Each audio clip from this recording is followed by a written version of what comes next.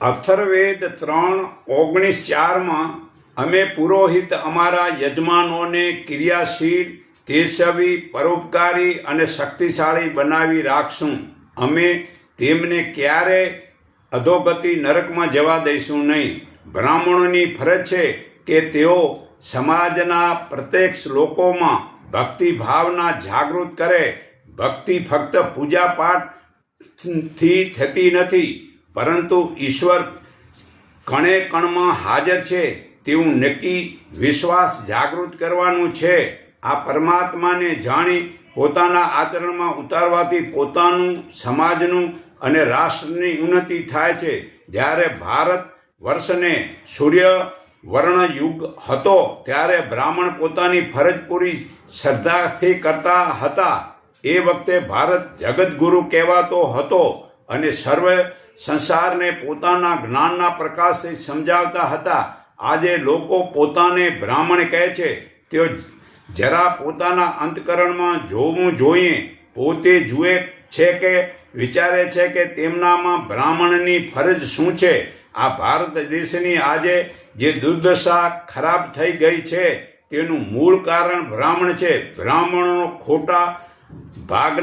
મોટા ભાગના પોતાના સ્વાર્થ માટે ધંધો બનાવી દીધો છે.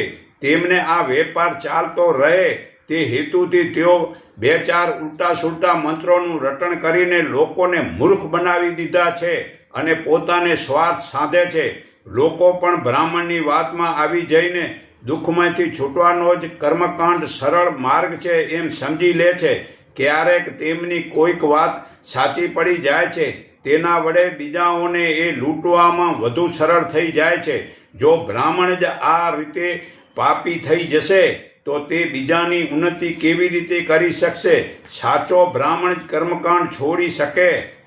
વેદ, ગીતા જે રીત રિવાજ નથી, છૂતાછૂત જાતિભેદ, જાદુ દોરા, માદળીઓ બાંધવું, સુકન, ફલિત, જ્યોતિષ, જન્મકુંડલી, હસ્તરેખા, નવ પૂજા, નદી સ્નાન, બલિ પ્રથા, સતી પ્રથા, માંસાહાર, દારૂ પીવું, બહુ લગ્ન, ભૂત પ્રેત, પિતૃઓને નામે પિંડદાન, ભવિષ્યવાણી, મંદિર બનાવવું, નાળિયેર વધારવું, ફૂલ ચડાવવું, તહેવારોમાં જે ગીતામાં, વેદમાં નથી કહેલું તેવું, આ મનુસ્મૃતિ વગેરેમાં નથી કહેલું તેવું કરવું, તે જ્ઞાન બતાવેલું નથી. તે જ્ઞાન ધર્મ વિનાનું છે એને તેનું ફળ પણ મળતું નથી. તો સાચા બ્રાહ્મણ જ્યાં સુધી આ મતલબ પાખંડની છોડાવે તો આ માણસ